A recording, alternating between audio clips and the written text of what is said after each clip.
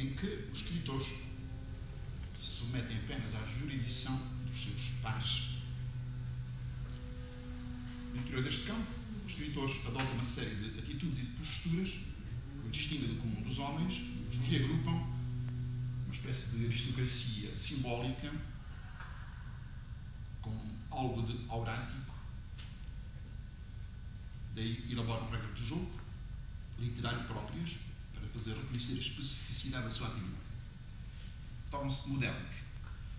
E a palavra aqui moderno significa exatamente isso, autónomos. Constituem um campo autónomo, um campo específico. É esse sentido que vai ter a literatura a partir da segunda metade do século XIX.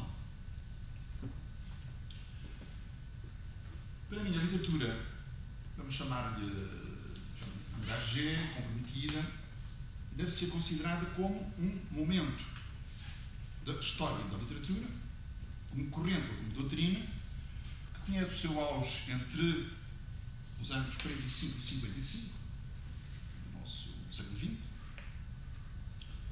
antes de dar lugar a outras concessões, a outras práticas de escrita, que são mais ou menos opostas, como, por exemplo, no novo roman, o pensamento estruturalista ou a novela crítica, etc. Ela aparece, sim, esta literatura comprometida, ou como um momento dessa história particular da literatura, num período determinado igualmente, depois da Segunda Guerra Mundial, ou o compromisso em que a literatura é apenas, esse é o segundo modo de aparição, ou apenas um possível literário trans-histórico, isto é, a literatura seria desde sempre uma literatura de compromisso e não responderia apenas a um momento histórico, enfim, concreto. Adoro para esta interpretação que parece inclinar-se para Roland Barthes, já em 1960, um artigo sobre Kafka. Diz ele: a nossa literatura estaria sempre condenada a este vai-vem esgotante entre o realismo político e a arte pela arte, entre uma moral do engagement e um purismo estético, entre o compromisso e a asepsia. Seria a versão, digamos, a versão mais geral da literatura que oscila, de facto, tem oscilado sempre entre o purismo estético e o compromisso, ou entre o compromisso e a asepsia, ou a arte. Digamos que isso não tem, isso é de sempre, desde que se escreve, que estas duas tendências se confrontam. Segundo ponto, se a literatura está a morrer, porque diz isso há muito tempo, Musil, por exemplo, Pondera, Agostina, sei lá, há muita gente que diz que a literatura está a morrer há muito tempo. Se a literatura está a morrer, estará ou não estará a literatura gay condenada à mesma morte? Outro que vou falar, surpreendentemente, imagina a literatura do mundo sob o aspecto de crescimento. Uma espécie de floresta em perpétuo crescimento. Devemos estar, com certeza, diante de conceitos de literatura não conhecidos. O catálogo dos autores podem ser abrangidos pela designação de gay literature. Parece interminável. Em qualquer livraria alternativa se encontra uma secção de gay, literatura gay, e a lista de autores alinhados ao lado da dita secção é considerável. Nem faltam ótimos queers, readings in fiction de âmbito universitário. Não faltam. Mas é a própria designação de um tipo de literatura gay que intriga. Haverá, de facto, um género literário chamado fiction gay. Se os termos de homossexual, gay, queer estão em processo de translação, creio que foi disso que nos falou o Dr. Coelho, iniciando novas modalidades relacionais e afetivas, indiciando o esbatimento de fronteiras, como adjetivar então uma literatura gay? Se a homossexualidade é uma forma de cultura e de produção de discurso,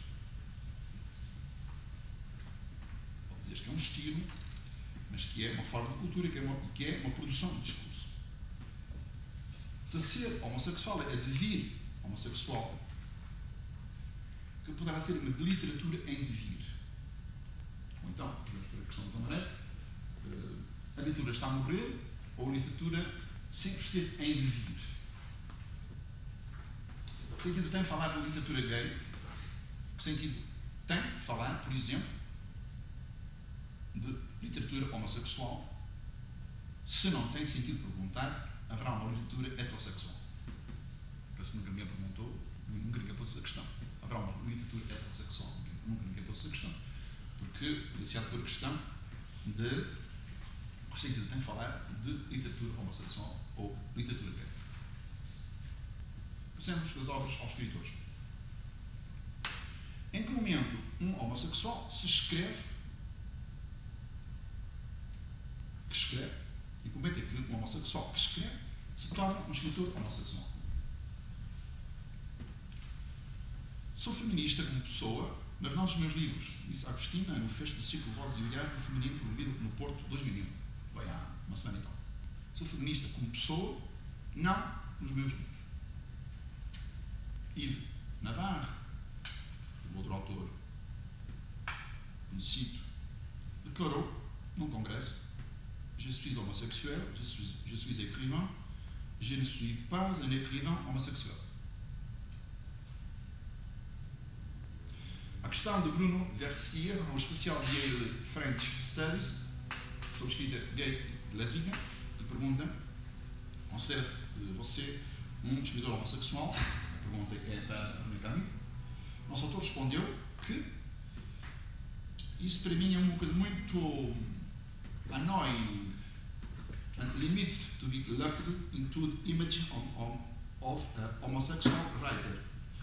Isso para mim tem um ar chato e limitado que me bloquearia, que me colaria na imagem de um escritor homossexual. É isso que ele responde. A dificuldade está na praticação do homossexual franco.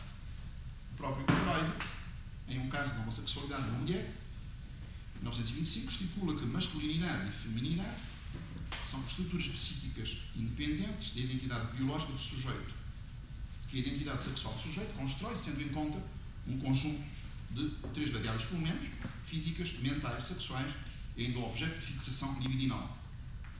É certo que a psicanálise freudiana, segundo a posição de Deleuze-Guattariana, é certo que esta psicanálise, segundo esta posição de Deleuze e de Guattari, esmaga todas as formações enunciadas, esmaga todas as produções do desejo, quebra todo o agenciamento coletivo e faz o que faz dela o inimigo do inconsciente. Mas, em último caso, estou a citar, ninguém pode dizer eu sou homossexual. Em último caso. Não? Porquê? Porque responder assim é pensar, dar uma resposta quando aquilo que diz, aquilo que responde é uma questão. E o modo como responde é ainda o modo como pôr uma questão. Como põe uma questão. Agora Vidal dizia, em 48, o homossexual não existe. Quando muito conhecemos um adjetivo que se aplica a um ato sexual e não um substantivo que apontaria para um tipo identificável. Os devires são reais, os devires estão em nós. Este é o leitmotiv da teoria deleuziana dos devires. Devir mulher é segundo Deleuze, emitir partículas intensivas, afetivas, sensoriais, gestuais, deverem criar blocos femininos de intensidade que atravessam os sexos, mas que atravessam os sexos. Cabe à mulher, entidade molar, devir mulher, uma microfeminidade, uma mulher molecular que permite ao homem devir também. Os géneros, como os sexos, são representações macroscópicas, construções que se apoiam em situações de intensidades mínimas. Não há só 2 sexos, mas tantos quantas as emissões singulares de intensidades sexuais. Nós passamos por N fronteiras Nós somos fêmea, macho, mas também orais, genitais, idérmicos, odoríficos e outras intensidades que formam autênticos sexos ou órgãos intensivos. De resto, os nossos órgãos sexuais multiplicam-se no corpo erotizado.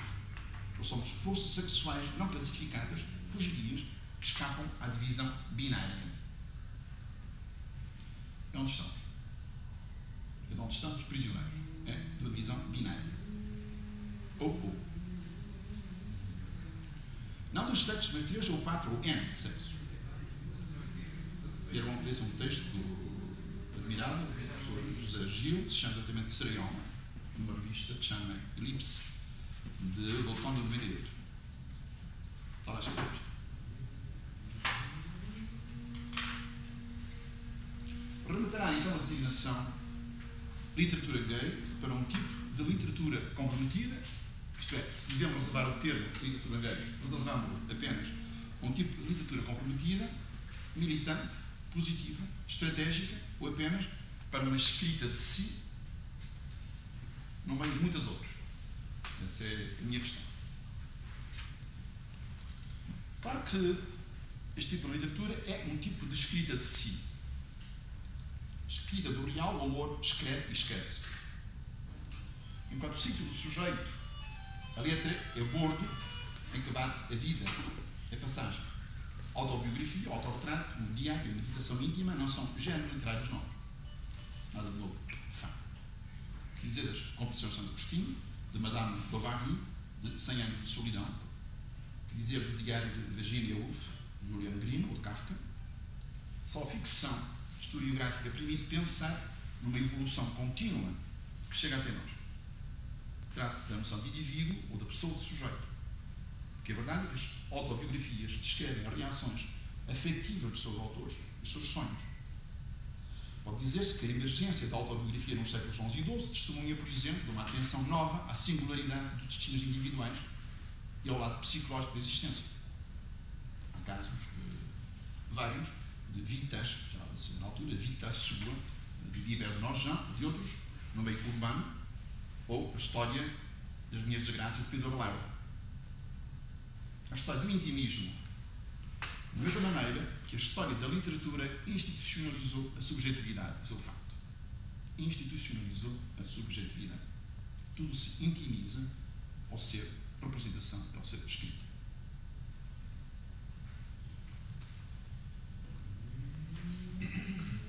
É possível, para muitos, viver uma vida gay, homem ou mulher, implica fazer, em determinado momento, o seu coming out. Seria possível dizer que não é um ato que pode ser indefinidamente repetido ao mundo. Depois do coming out, vem inevitavelmente o desejo de um coming home, de um retorno a si.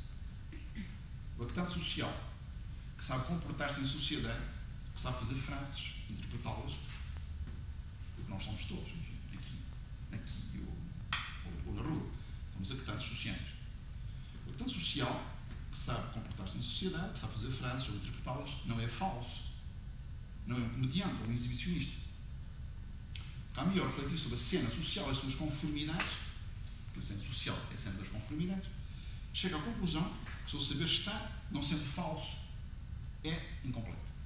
Então dirá, é inexato. Não por excesso, mas por defeito, por omissão. O que é que falta? Está privado de tudo aquilo que dá o calor, a impulsão, a curiosidade do mundo, o sentimento de pertença ao fluxo da existência, que deve chamar-se desejo. Para o que ele diz a sua aparição na cena social, deve dizer-se do seu modo de aparição na escrita. Que relação existe então entre coming out e auto-ilocutivo, ou escrita?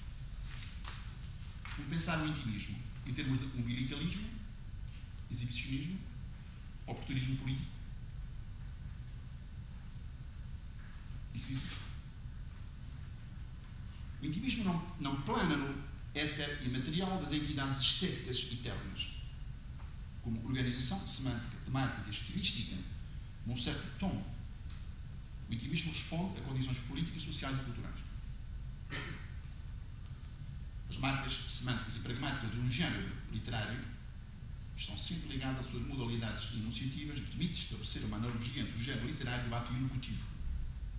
Quer dizer, o género representa um determinado tipo e força ilocutiva e pode originar nos receptores um efeito que coincide ou não com essa intenção. Virginia Woolf escreveu sobre as mulheres escritoras no seu ensaio célebre Room of One's Own, e ele diz que uma mulher que escreve necessariamente imprime qualidades especificamente femininas à sua escrita, mas algo de vital se perde quando uma mulher começa a escrever enquanto mulher. É evidente que naquilo que se escreve há traços que podem ser observados como tipicamente gays. Camus dá uma definição de autobiografia que me parece relevante. Ao termo de autobiografia, de escrita de si, que quer dizer autobiografia, o autor prefere o termo de grafobia. Não é grafofobia, mas grafobia. O grafo, a escrita da vida. Escrita da vida. Interessa-lhe mais uma concepção da escrita como constitutiva da pessoa, prévia a ela, de certa maneira, que não é apenas a sua relação, ou o seu reflexo, ou a sua constatação, mas muito mais um instrumento da sua elaboração. É a vida que se escreve, é a vida que se escreve a verdadeira vida. Este é um livrinho de Camus que se chama L'été. Le premier paradoxe, c'est que celui qui écrit se trouve écrit. O texto diz-nos algo de verdadeiro sobre o sujeito, por causa do seu caráter ficcional, antes de mais.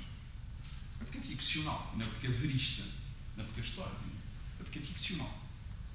Não é assim que se apresenta o banquete de Platão, como uma ficção em que a encenação tem um papel essencial. Não é da morte do sujeito que se trata, no seu proteísmo, isto é, das várias faces do sujeito. Eu, entre aspas, sou vagabundo segundo as minhas projeções e não segundo uma versação do outro. O eu interstício. A sobrevivência do sujeito protege-se quando este renuncia a exprimir-se, podendo então concluir-se que il parle peu de lui-même, mais il pense beaucoup et se livre, après tout, non pas le sujet le plus important. É que o livro é também um espaço pulsional em que está tudo o que mexe no sujeito. Se está tudo o que mexe no sujeito, pode haver alguma coisa do sujeito. Não o todo, que é um fantasma. Que é um fantasma. Nunca ninguém viu ninguém. Não há imagem de ninguém, não há imagem de homem. Nós não temos imagem de ninguém. A gente pode dizer que o homem é invisível. O homem é invisível, a mulher é invisível. Permitindo a quem da stase imaginária um campo perverso de uma literatura que se vai chamar acriene, inapropriável, inqualificável ou vacante. Como veremos mais adiante, a oposição de Camus perante a sua homossexualidade é extremamente móvel, fragmentária. Podemos perguntar se uma sensibilidade homossexual ou uma mensagem abertamente homossexual tem consequências literárias. Essa é a questão, que me interessa. Quando se qualifica de homossexual a cultura, a arte, a literatura, o que é que se quer dizer? Há duas razões pelas quais se pode dizer que as obras de um escritor podem entrar na categoria da literatura homossexual. Primeiro, porque tratam do ponto de vista da diferença, dos prazeres e dos infernos do amor entre homens ou mulheres, da repressão do desejo, da sua explosão, ou porque os seus autores são homossexuais. Porque se dizem homossexuais. Mas o que acontece quando um escritor homossexual não escreve sobre a homossexualidade ou não inclui nos seus romances personagens homossexuais? Também é. A temática e o ponto de vista bastam para criar um objeto literário homossexual? A temática e o ponto de vista.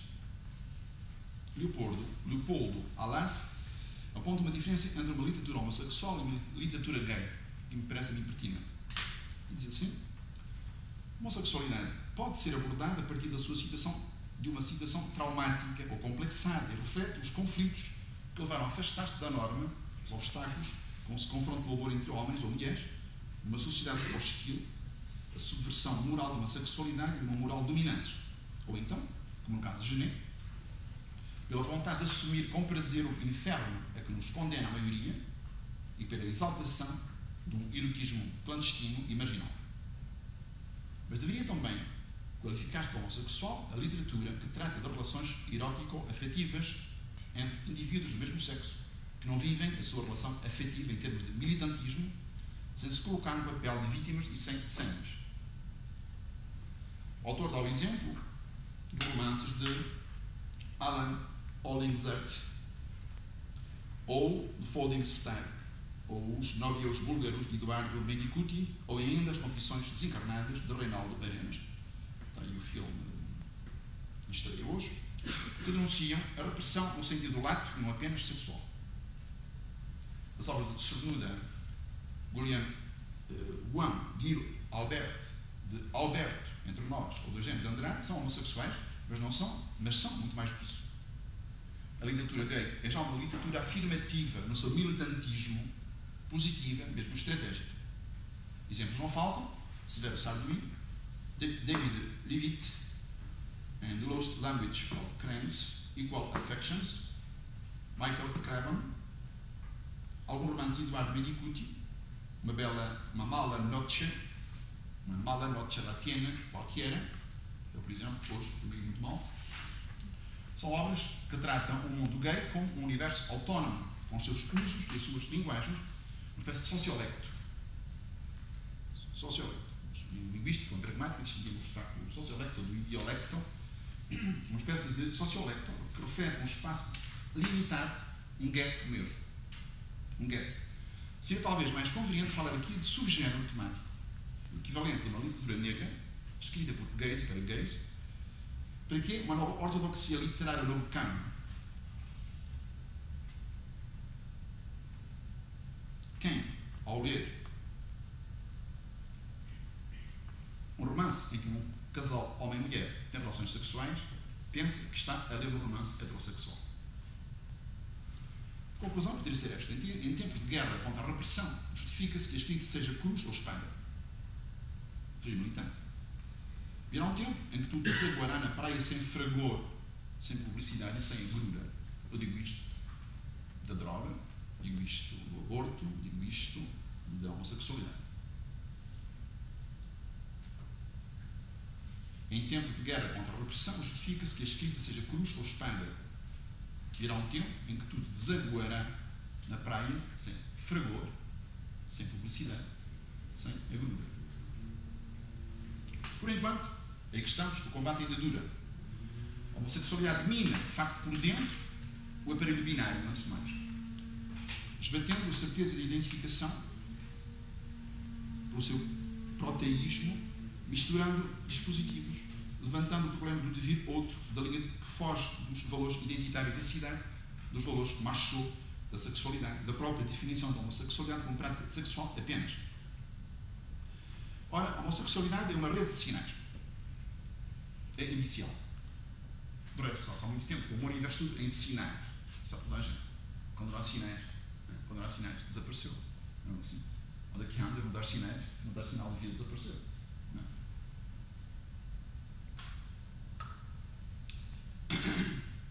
A homossexualidade é uma rede de sinais inicial. O corpo, os olhares, os silêncios, as inflexões, as posturas, são um invólucro falante do seu hieróglifo. Para decidirmos que há subgéneros de literatura ditos de literatura erótica, temos de analisar os dispositivos enunciativos, discursivos, pragmáticos, em que tais géneros ocorrem. Que a erótica não está aqui ou ali, como uma forma única de sexo masculino e feminino. A erótica é uma paisagem com inúmeros nichos. Eros não é apenas o continente negro, a terra maldita, objeto que é simultaneamente de repulsa e de atração. O amor, no banquete de Platão, é pai. O seu sopro anima o melhor, o amante, o ativo, aquilo que pode mudar de lugar, passando. Está a surgir, sob o signo de uma cultura híbrida, uma espécie de erótica generalizada, com a atual fusão do biológico e do mecânico, da carne e da imagem, do real e do potencial. O que significa que não podemos reduzir a erótica às ligações voluntárias e livres. Também não só assim. Não podemos reduzir a erótica à sexualidade também.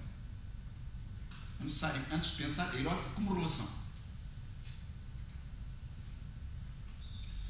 tentamos alegorizar aquilo que pertence ao literal. E fazer, quando se faz alegorização, é moralizar. A alegorização é uma forma de moralização. Bom, também não podemos alegorizar o que é literal. A leitura alegórica neutraliza a intenção subversiva e libertadora, por exemplo, do Canto dos Cânticos. Ao Eros do poema puseram-lhe uma HP desencarnada. O hino torna-se místico e dualista. O personagem masculino deixa de ser um homem e o personagem feminino deixa de ser uma mulher. São figuras assexuadas. O canto de amor torna-se, com o último redator, um canto sapiencial mesmo. Teodoro de Mopsuestia é condenado por fazer uma leitura literal do cântico, que é um canto erótico. Repito. Ora, este não é um canto institucional do casamento convencional, mas do amor indisciplinado.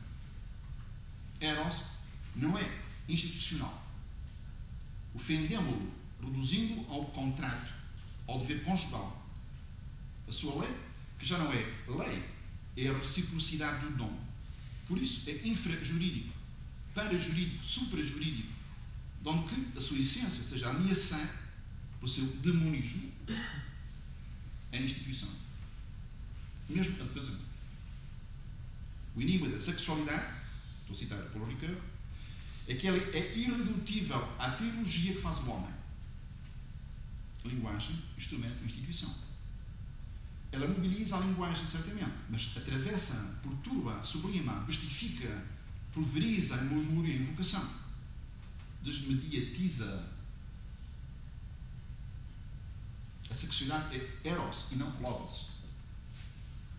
A sexualidade permanece hiperinstrumental. Os seus instrumentos é para se esquecerem. Como o próprio sexo de hoje. Enfim, o que é que se diga do seu equilíbrio num casamento, eros não é o institucional. Dizer que, por enquanto, o combate ainda dura, e dura sobretudo a um nível do que eu chamo de binómio naturalismo-culturalismo. Que resume este binómio duas concepções antagónicas. Há uma concepção naturalista da vida que opõe essências e leis naturais à livre e livremente estipulada decisão da sociedade. Isto no plano político. Uma visão que se entrega aos dados naturais assumidos como norma, porque aí está a perversão, e assumir o natural como norma, à liberdade dos indivíduos em diálogo com as suas respectivas comunidades. O que se sobrevaloriza, num caso, ou é o diálogo, que é pragmático com as respectivas, pragmático ou político com as respectivas comunidades, o que se sobrevaloriza, de facto, o que se sobrevaloriza num caso, subvaloriza-se noutro. Bom, é a luta da direita e da esquerda. Para mim, a luta da direita e da esquerda, de facto, a direita tem a natureza, não sabe bem o que é isso, um fetiche, tem a natureza. A esquerda terá o diálogo, terá as instituições, terá a sociedade como o seu design. O que é isso? A sociedade como o seu design. Este binómio, que é responsável pela vergonha e pela culpa que cobra a homossexualidade. De onde vem essa vergonha? Do caráter antinatural da homossexualidade. De uma pulsão imatura que teria ficado como pretende o édipo freudiano no estádio da fixação à mãe. Libertar a homossexualidade da vergonha é reinserir na natureza, estabelecer de certo modo a naturalidade da perversão. Sabem que Bentham, que é um senhor que é mais conhecido entre nós por ser utilitarista, ou entre os neoliberais, que é mais conhecido por ser utilitarista, Bentham recusa a expressão contra a natura, já no seu tempo, século XVIII. Prefere falar, como Malthus, que é do seu tempo, de um apetite não prolífico. Há apetites que não são prolíficos. Na história do destino dos objetos, a natureza foi sempre utilizada como valor supremo. Isto é a arma da direita. É a arma, de facto, da igreja, enfim, da igreja. Na história do destino dos objetos, a natureza foi sempre utilizada como valor supremo. Nós chegamos mesmo a dizer entre nós, bom, isto, não se dá caso de alguém, isto é madeira natural. O que é que isto é dizer? Isto é de madeira natural. Atribuir um lado natural a um comportamento é conceder uma inocência incontestável de sentido. Ser natural é inocente. Toda a conduta é cultural. O resto nem imagino. Nem imagino que a natureza exista como tal. Nós temos normas, nós temos condutas, temos comportamentos, temos direito. O direito não é natural. Isto é, a natureza não tem direitos. É o homem que criou direitos. Estes são os componentes que criam direitos. Atribuir um lado natural a um comportamento é conceder uma inocência contestada de sentido. Toda a conduta é cultural. Mas a inversão, toda a conduta, seja qual for, seja pessoal, social, etc., ritual, é cultural. Mas a inversão dos seus atributos culturais em atributos naturais confere, logo, um poder singular. É aí que a natureza parece sempre ultrapassar a cultura, tomando um lugar ontológico, figurando a origem das origens. O intocável sagrado. Mas estou atrasado.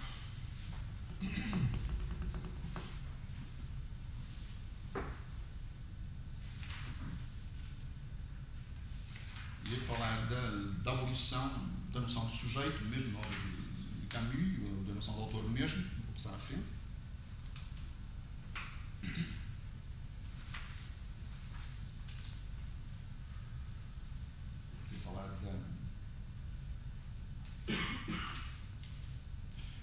Quando se fala do autor, enfim, o mínimo que se pode fazer é dizer aquilo que é interessante, que se deve ler, não é? O mínimo. Portanto, não sei lá se já leram ou se não leram, porque a obra é imensa. Uma obra imensa, tem uma página, 2 páginas, 3 páginas de livros. A obra é imensa. Há muito bom discutir. Escreve-se para ser amado, dizia Barthes. Mas, como mostra a Dama das Camélias, mesmo o desejo de ser amado serve ao desejo de ser reconhecido. Para Raymond Roussel, como para René Camus, trata-se de se escrever sem encontrar a partir da linguagem já dita. Escrever para Camus é procurar uma forma feliz, sabendo que la vraie forme heureuse est une relation de vérité avec ce que l'on croit avoir à dire, à faire, à être ou à exprimer. Confessando também, que ele diz, je veux dire que l'écriture me rend à la mort. Os primeiros livros do autor eram extremamente formalistas. Uma passagem, o primeiro volume das Églogues ou a série dos Travers. Hoje, apenas nos interessam as formas homomórficas ao pensamento. Aquelas que não são formas gratuitas, mas que respondem a uma necessidade de verdade, de expressão, de fidelidade, à sensação ou à experiência intelectual. A forma pela forma, a construção das ideias perdeu para ele qualquer interesse. Por isso podemos bem colocá-lo fora daquilo que eu falei no princípio, essa espécie de salto vazio que seria a arte plena. Se o autor expõe aqui a forma, hoje, a forma arquitetura, pelo simples prazer do seu equilíbrio, da sua complexidade, da sua harmonia, se o autor prefere a forma hipertextual hoje, esse é o primeiro ponto que começou por interessar, é porque o hipertexto é a forma mais feliz do homem descrito. A experiência da teia, da rede das redes, para ele a experiência de uma forma feliz. Permite libertar-se da ideia da tese obsessional, por exemplo, do querer dizer tudo, que é obsceno, da explicação geral do mundo, que é obsceno. Os talentos de Vaisseau-Brûlé fornecem uma sua espécie de retórica. Trix é um texto autocomplacente. Jornal Romain, publicado em 1927, seguido 2 anos mais tarde por Vigile, um longo diário de estadia de 2 anos em Roma. O Jornal Romain começou como uma coluna de Guépier, uma revista com um público comprometido, de esquerda, classe média, de leitores homossexuais franceses. Ao mesmo tempo, um diário de recordação da atividade cultural, social e sexual e uma recordação muito pessoal de uma consciência que tenta escrever acerca de Roma. Que conversa um discurso sobre a textualidade de Roma, um discurso pessoal e sociológico da homossexualidade igualmente. E aqui se misturam 3 tons: da história, do poder, aqui relacionado com a homossexualidade, e o discurso pessoal descrito do ego. Nem é um texto marginal, nem é um texto parasita. Mais do que qualquer outro, introduz a problemática do discurso. Até ao jornal Romain, Camus tinha encarado a homossexualidade de forma idealista. Aliás, ainda hoje continuo a dizer que ele que é iranista nesse ponto de vista. Quem diz iranista diz higiene, a mesma coisa. Idealista. Não a tinha visto nem como um problema, assim, idealista quer dizer isto. Ele não a tinha visto nem como um problema, nem como fazendo parte de uma oposição binária em relação à heterossexualidade, em que a homossexualidade seria uma alternativa aceitável ao modo dominante da orientação sexual. Porque essa aceitável alternativa colocaria a homossexualidade numa posição secundária em relação à instituição e ao seu poder. E o idealismo de Camus não aceita ser relegado para segundo plano. Tornar-se-á óbvio. Sou pró-integração, vou citar, homossexual, por exemplo, não estou ligado a qualquer marginalidade homossexual que parece ser tanto masoquista como mística, completamente imbuída de espírito religioso. Não me revolto nem contra a sociedade, nem contra a moralidade, mas, pelo contrário, apoio-me nelas, idealmente, para criticar a sociedade e a moralidade vigentes. Assim, a homossexualidade não é, ou deveria não estar sujeita ao sistema do poder que Michel Foucault, por exemplo, tem discutido em relação a várias práticas discursivas, incluindo a escrita acerca da sexualidade. De facto, a crítica consistente de Camus ao heterossexual utiliza as próprias estruturas deste poder para uma crítica diferencial. Porque ele não aceita a possibilidade de um discurso que estabeleça o seu próprio território. Essa é a questão. Não há um discurso que tenha o seu próprio território. O discurso são dialógico, diz Bakhtin há imenso tempo. Há imenso tempo, Bakhtin, na Rússia, diz isso. O discurso é dialógico. E um texto é só texto.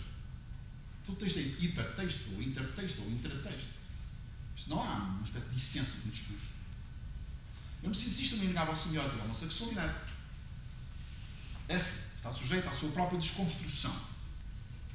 Camus recusa que o discurso da homossexualidade tenha uma essência. É essa a questão. Promulga um trópico de ironia para se fazer qualquer consciente ou inconsciente definição de um poder, validade ou adequação inerente ao discurso do outro. E conquanto não marginalize o seu discurso modal, acentua a inadequação natural de um discurso da homossexualidade, cujo reconhecimento seja o seu centro ou o seu direito. Como é existência antes de ser essência, é sempre de novo inventado para cada pessoa enquanto o lado. Isso é o elementar, de facto, no seu pensamento. Anota o fragmento, a contradição, a repetição, o novelístico, o autobiográfico, o subjetivo, a citação, a nuance. Assim, a homossexualidade não pode confinar-se ao discurso, à doutrina, à alusão, ao exaustivo ou ao definitivo. Porquê? Porque existência antes de ser essência. Essa é a questão. Porque existência antes de ser essência. Porque isso é sempre de novo inventado para cada pessoa, para cada encontro, para cada palavra. Por outro lado, também se poderia fazer um jogo de palavras e dizer que a homossexualidade é apenas discurso. E fixada, a partir daí, muito facilmente determinada histórica e geograficamente. Poderíamos dizer que a homossexualidade existe apenas a partir de 1869. Isto é, neste ponto de disciplina textualista, dizer que, bom, a homossexualidade a partir de 1869. Se fôssemos nominalistas. Assim, o seu discurso é marcado por um outro discurso dominante, apenas no interior dos termos do discurso do poder que pensa o termo, a começar com a sua falsa adequação. Daí que, para Camus, a homossexualidade tem o seu próprio tropo inerente de ironia em cada situação. Ser homossexual, ou falar acerca da homossexualidade, é necessariamente ser irónico, isto é, distante. Eu vou falar deste livrinho, vou acabar falar de posições.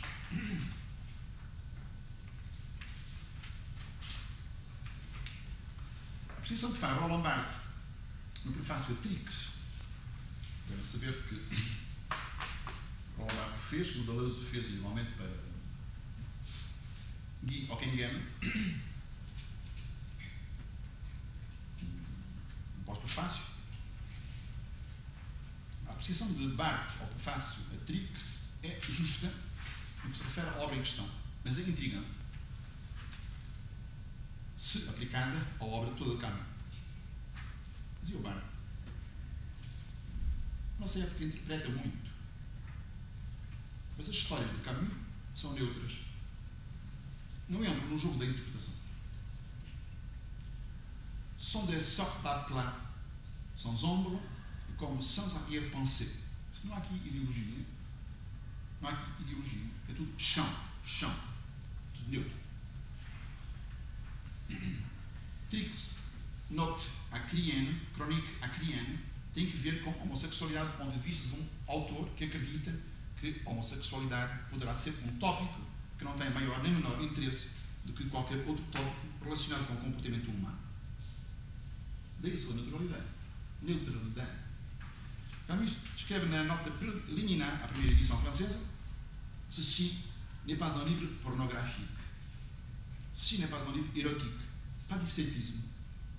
Ce livre essaie de dire le sexe, et en l'occurrence l'homosexe, comme si ce combat-là était déjà gagné et résolu les problèmes que pose un tel projet. Tranquillement, que ce livre contribue à rendre banal son sujet comme sujet, il ne sera pas vain. Então é isso, o propósito. O propósito é que aquilo que escreve, que é escrito de uma maneira talvez banal, como exatamente o diz, este livro contribui para tornar banal o assunto mesmo, o assunto. Porque não é um livro pornográfico, não é um livro sequer irónico, porque não há aqui qualquer estética.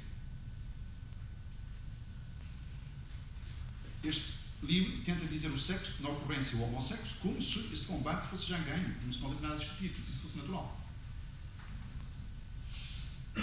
A Voyage en France e les notes sur les manières du temps são obras inteiramente hermenêuticas.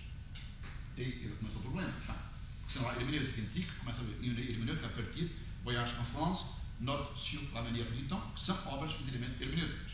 Buenavista, que é o outro livro dele, é um tratado sobre a interpretação. O simples facto do autor encarar a publicação próxima de um livro sobre o sentido, sobre a ironia, que percorre toda a sua obra, a distância sarcástica com que descreve Roma, e não deixar cair a questão de origem, liga-no claramente à corrente hermenêutica. Etc. É um livro de 98. Deve muito a Barthes, ao Roland Barthes, para o Limão. Isto está escrito na terceira pessoa do singular. Dizia Barthes que a relação entre o eu e o ele era também de ordem estética, no fundo, pela possibilidade de variações musicais que oferece. A influência de Barthes, o pai, o padrinho da patologia, como se diz, é visível na tessitura escrita de Camus. O sentido, porque é interessante este termo é interessante porque Barthes conseguiu ver em Eisenstein, no fotograma de Ivan o Terrível, um folheado de sentido que deixa sempre subsistir o sentido precedente. Uma espécie de geologia, como acontece na geologia dos estratos. Um estrado que se põe com o outro, mas que não o elimina. Há um folheado de sentido que se deixa sempre subsistir o sentido precedente, como numa construção geológica. Quer dizer, o contrário, se tem a renunciar à coisa contradita. É esse procedimento estilístico que melhor caracteriza a escrita de Camus. O sentido obtuso, o sentido batomológico por excelência, o terceiro sentido, que permite escapar à binaridade. Seria, para mim, a grande revolução, a inovação da escrita de Camus. O sentido obtuso, batomológico, permite escapar, de facto, à binaridade. É este sentido que permite escapar ao binarismo estreito em que se pensa a sexualidade como regressão ou como paranoia, por exemplo. Tem 5 minutos, é isso? É isso? Tem mais 5 minutos? Pode dizer. Quer colocar? Podes completar à vontade.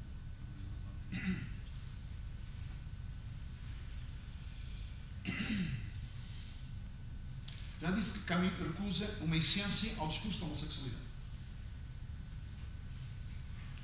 Que ele descentra, ironicamente, do poder que presta por si. Ser homossexual ou falar acerca da homossexualidade é necessariamente ser irónico. Esta ironia, que é a matéria de Buenavista Park, em que Camus reúne um conjunto de observações acerca do comportamento humano a partir do ponto de vista batomológico. Neste livrinho, ne lisez pas de ce livre, o autor escreve: ce qui ne comprenne pas, c'est que je n'ai pas de position à proprement parler. Todo o contrário de um escritor se quer engagé, um escritor com uma posição claramente definida. Ce qui ne comprenne pas, c'est que je n'ai pas de position à proprement parler. Mas poucos autores levaram tão longe como ele é a lógica do diário íntimo, como experiência, como exposição permanente de si. Mesmo se esse si mesmo possa ter de idiota, de trivial, por vezes de inadmissível, mas também é no mesmo movimento como um lugar de suspeita de si.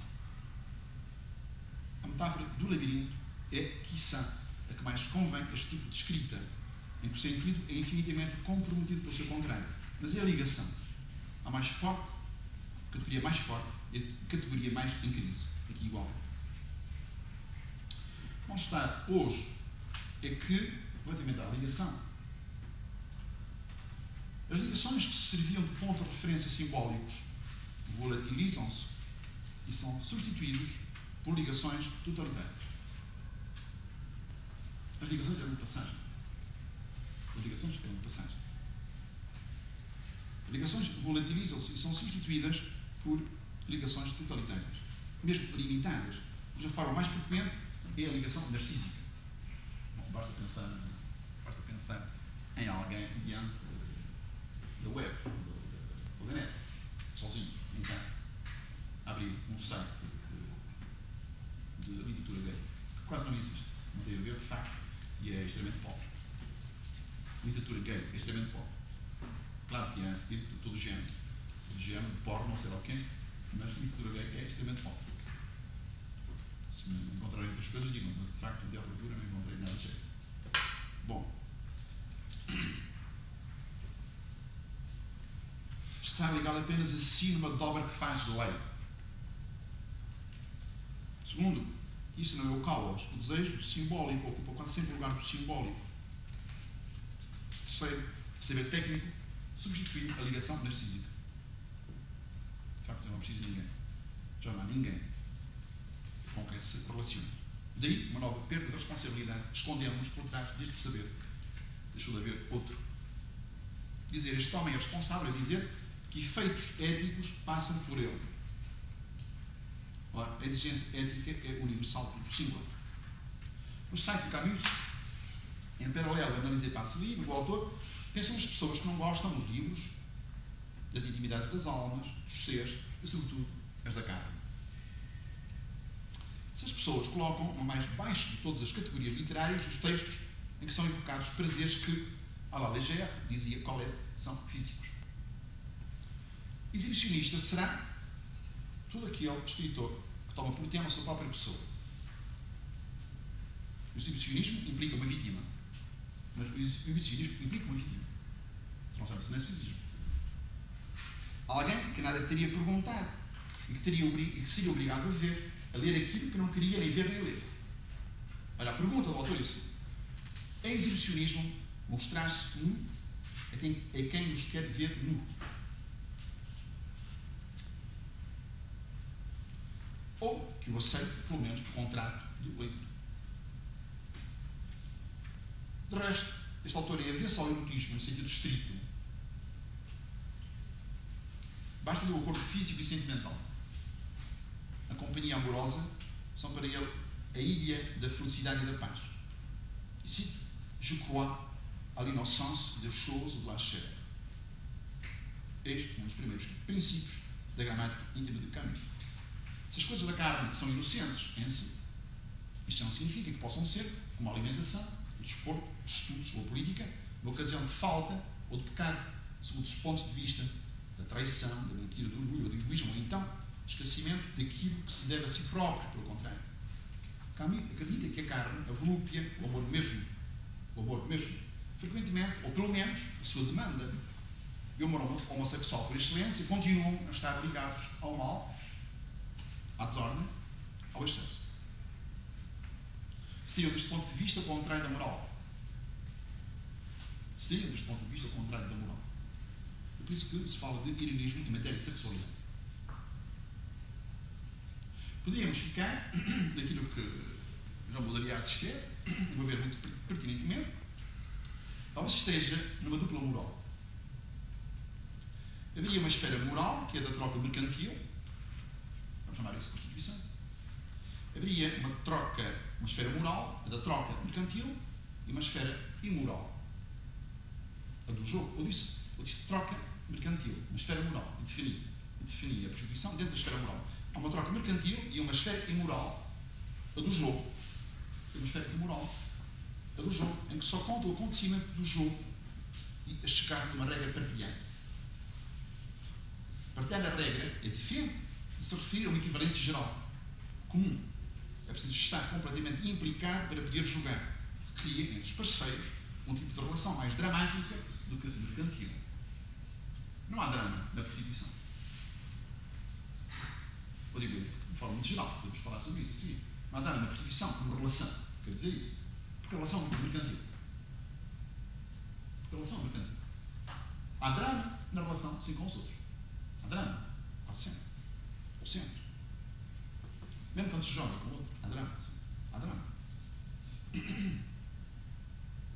Numa tal relação, os indivíduos não são seres abstratos. O jogo. Não são seres abstratos.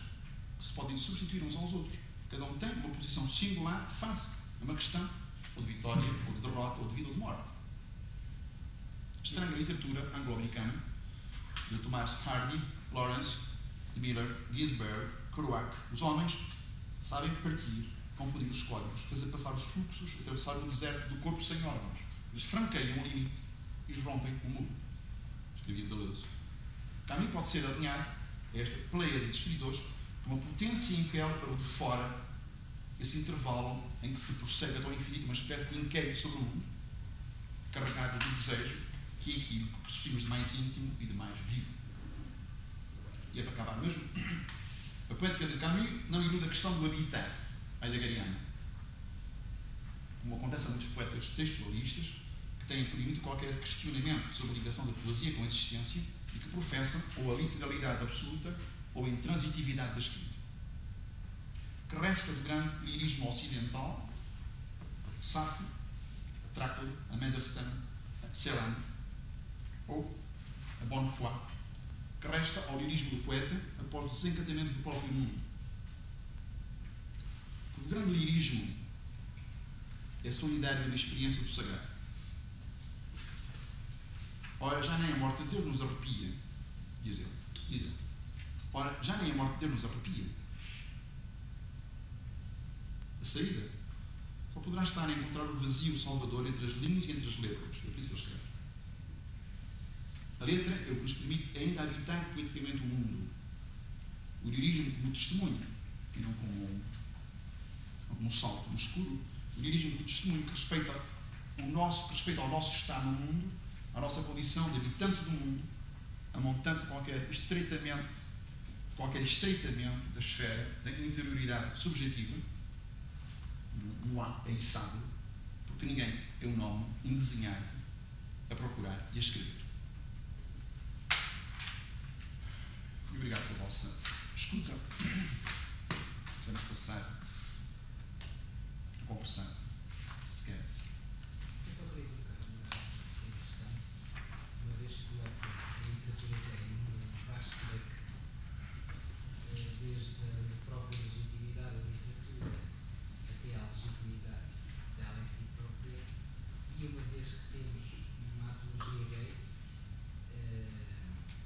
que foi fortemente arrasada pelo Expresso, pelo menos passado, eu gostava um pouco de que situasse esta antologia dentro deste vasto leque.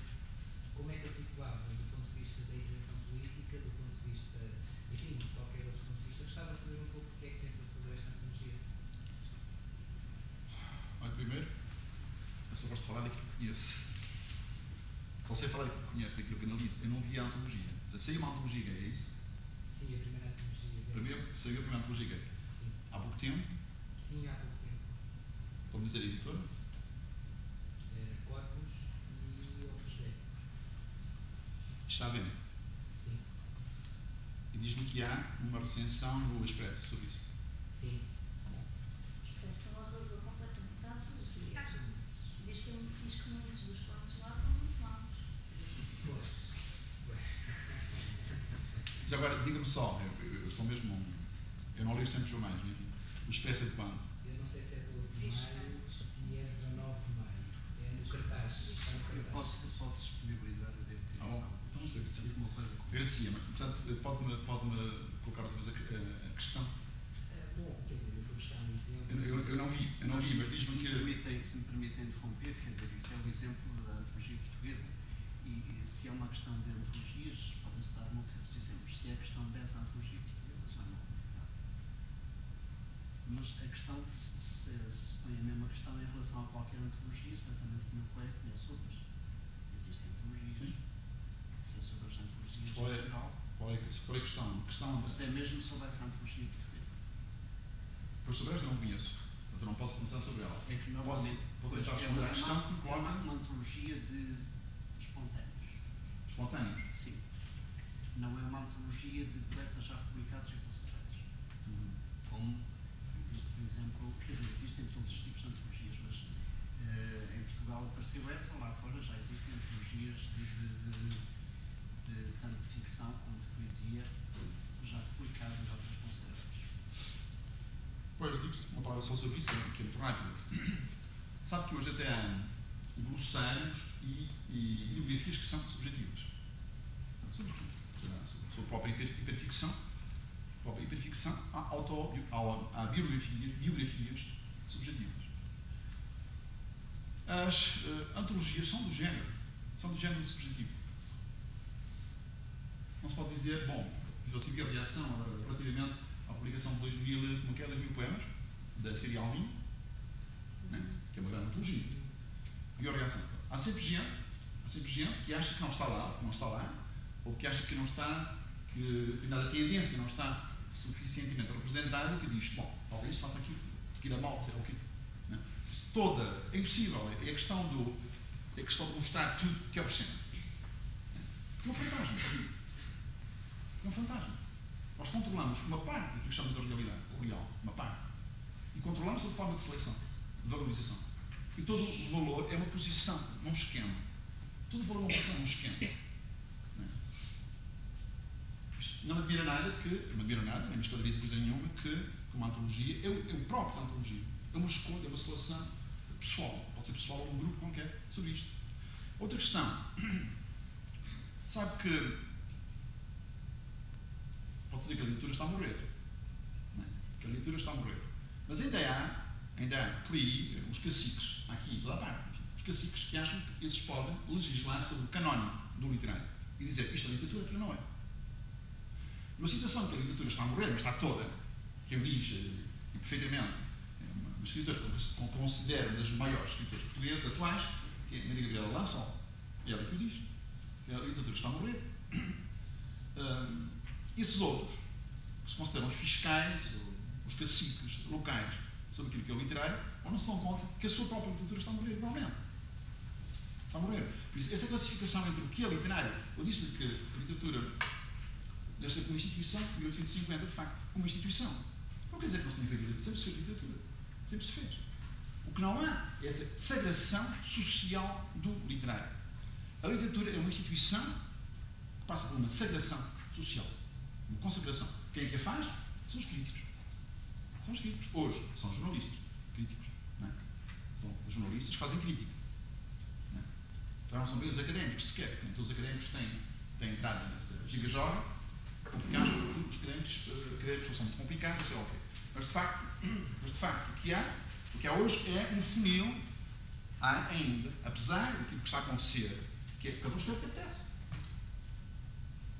Claro que há uma gramática em português ainda, saem correções gramaticais, sei lá o quê, posso dizer, está mal escrito. Isso ainda se pode saber dizer que há coisas bem escritas, coisas mal escritas. Eu sou capaz de dizer isso. Eu ainda sou capaz de dizer isso. Isto está mal escrito, isto está bem escrito. O próprio Camus, e inúmeras vezes, diz ele, por respeito ao leitor, em rever faltas sintáticas, por exemplo. Faltas sintáticas. Diz, essa é uma questão que é uma questão de língua, digamos, curricular. Né? Outra questão é uma questão de facto social, primeiro. Social. Se há, não sei quem foi quem fez isso, quem não foi, quem disse que não foi, são os pontos de vista. Sabe que em tudo, o ponto de vista cria o objeto. No caso, o ponto de vista cria o objeto. Porque o objeto em si não existe, o objeto abstrato. Isto aqui está, isto é um artifício, um artefacto. Está montado, portanto, está agenciado, né? Agenciado. Bom, no fim, o que é evidente, isto é um artefacto. Mas outra coisa qualquer que eu vejo, sou o que eu crio, sou o que eu trago a mim. Que eu valorizo, que eu seleciono. seja um homem, seja uma mulher, seja o que for, que vai na rua. O que eu não abarco é tudo que vai na rua. O que eu não abarco é tudo que vai na rua. Por isso, também não me admira nada. Não me admira nada. Eu não quero pronunciar sobre o que seria a imanência, o literalismo desta antologia, porque não vi sequer. Não vi. Pode ser um critério pronunciar sobre o literalismo, sobre a imanência, sobre a escrita da antologia. Outra, não sei, se o argumento é moral, se o argumento é social, etc. Imagino que havia agora paralelamente a esta tipologia, uma outra coisa qualquer que reunisse textos, por exemplo, do Franco Alexandre, do Luís Miguel Nava, sei lá, Mário Cesarini, de outros autores, inclusive autoras, Manuel Amaral, por aí vai, Isabel Sá. Isso poderia ser considerado uma antologia da Gagueira ou não?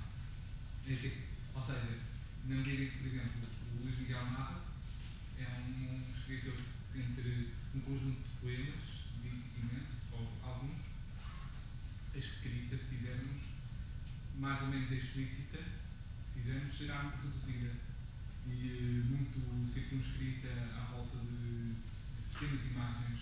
Ou seja, a questão é saber até que ponto é que se passa de alusões a aquilo que se chamará uma literatura de sentido forte, termo, se quisermos. Para si a literatura no sentido forte não é alusiva? Não, é, por exemplo, assim, o António Franco Alexandre escreveu há 2 anos um livro que é Os 4 Caprichos, onde em duas partes do livro, pelo menos, em que há pelo menos em 2 poemas são poemas narrativos e em que há explicitamente relações entre 3 personagens que se movem, sempre indicados por uma letra apenas, mas que são denominadamente homens, explicitamente. A questão é saber em que medida é que, na medida em que a poesia do António Franco Alexandre estende-se para aí ela 500 páginas e em que a produção poderíamos encontrar como sendo direcionadamente homossexual, poderia ser encontrada apenas em 50 ou 60 páginas, em que medida é que isso será representativo, ou seja, em que medida é que se pode fazer este salto, não é salto, mas em que medida é que se poderá falar então já não apenas de um versário, seja lá por que motivo for, inclusive pode-se pensar num autor não homossexual a escrever conceber relações homossexuais. Por exemplo, o Barthes fala sobre o Sarrazin, que é aquela história de um homem que a certa altura é castrado e que desempenha uma figura de mulher. Pronto, era essa a pergunta que eu queria fazer. Bom, a pergunta explícita para si é suficientemente explícita. Sim, difícil, porque imagina lá, então sobre o volume do António Franco Alexandre, você diria, há um corpus, uma parte que é homossexual, que é gay, que é leitura gay, e o resto? Como é que classificaria? Não sei, porque é isso que eu não sei, realmente. Não, o que eu quero perguntar é uma coisa, por exemplo, eu leio poemas, por exemplo, eu já vi há pouco tempo poemas de uma autora que era a Manuel Amaral, em que todo o texto, ou pelo menos grande parte dos textos, eram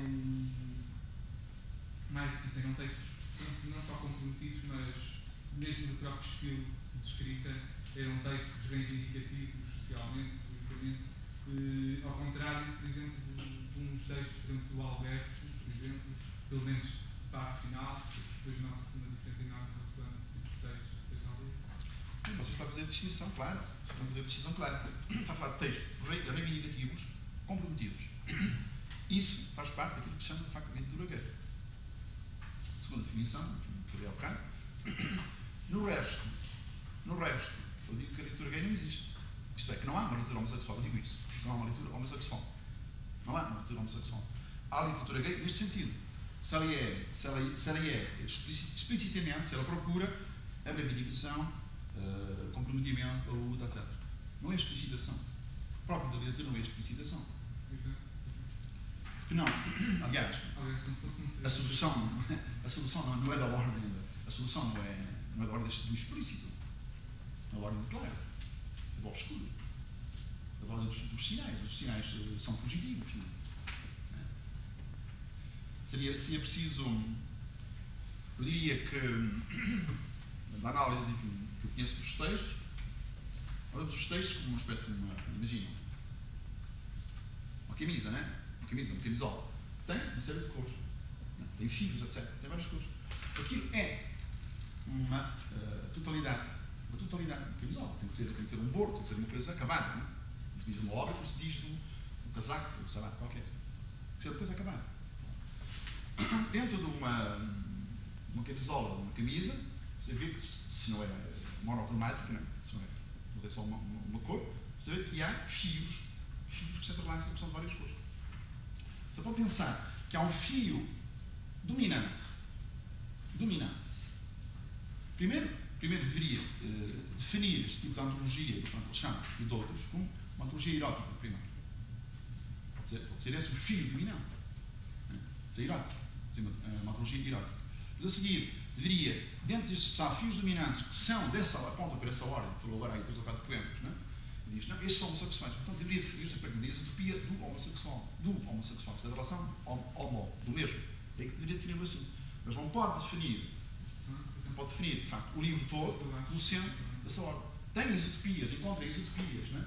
São... Isso aí o que passa é, então, se quisermos, uma projeção, se quisermos, temática, que tanto é válido para essa área, como é válida para, por exemplo, coisas que conversam sobre uma rosa, que conversam sobre a sociedade do ponto de vista do racismo, seja o que for. Estamos aqui a fazer é projetar uma categoria social, seja ela qual for, uma categoria, quer dizer, algo que vem de fora, mas que no fundo, por motivações, seja lá, neste caso, motivações de ordem política, social e seja lá o que for, se projeta dentro da literatura, como se projeta na pintura, como se pode projetar em tudo, não será por aí esse lado. Pode ser, sim. Exato, no fundo é o que me parece.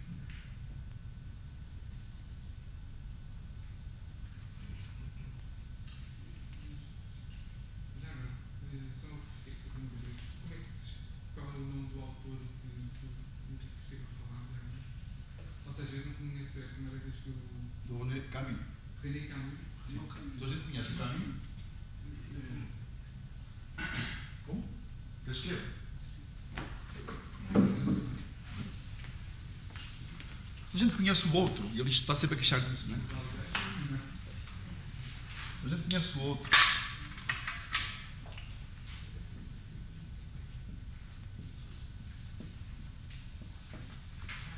Isto é um, não é o. Costumam dizer que eu escrevo o erro, mas não é erro. Isto é um. Não é o caminho do estrangeiro ou da peste. Este outro. Queria saber uma coisa.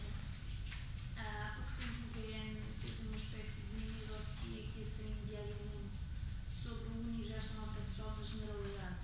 Um dos números foi dedicado à literatura gay e o que se dizia era que era muito usual os autores que se debruçavam sobre temáticas gay serem eles também assumidamente homossexuais, mas que era raríssimo e junto dizia que era inexistente mesmo autores heterossexuais escreverem obras que se assumissem como homossexuais ou com invocações homossexuais ou temáticas ou fosse como fosse. Eu queria saber se do que conhece, se isso é mesmo de facto assim e se há alguma explicação que podemos encontrar por isso, além de os autores terem medo de ser identificados com uma coisa com a qual não se achavam sendo assim e tivessem algum tipo de preconceito. Bom, eu ter visto ou de ter lido o Ballard, o Casco do Ballard. Não leu? A maior tem conhece, não? Como? A maior tem conhece o Thomas Mann, não sei se realmente Sim. a orientação. Leu o Shakespeare, de certeza. Não é? O Shakespeare está cheio de alusões, relações que são de homossexual.